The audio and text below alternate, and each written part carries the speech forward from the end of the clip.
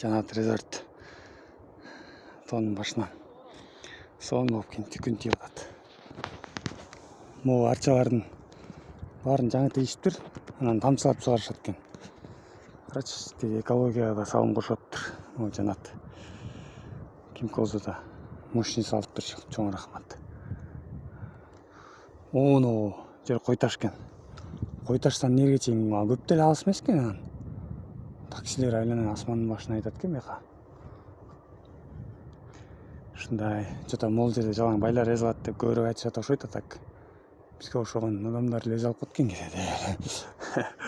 Ошо могул жактардын баардыгын тамчылап чыгарат экен. Эмне деген акча экологияга салым кошуп атат. Жактардын баарын көрктөндүрөт экен. Атайын ушул жакы үстүнөн чыгып бир тартып коеюн деп видео тартып аткам. Айтор сонун экен бияга. Могул жакта теплые ключи деген жак бар экен. Могул жерде да эзе алуучу жер бар экен. Могул жерде. Ошондой.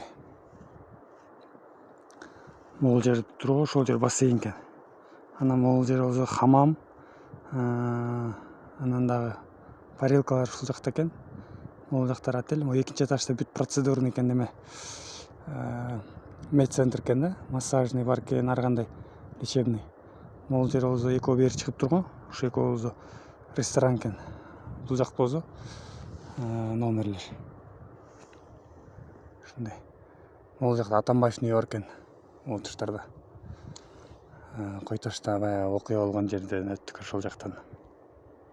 Тетиги жерде болсо Салымбековдун үйү бар экен. Салымбековдун отели деди, ушундай деди окшойт. Алын да өзүнчө бир комплекс экен. Ушундай. Шүгүр жаратканга.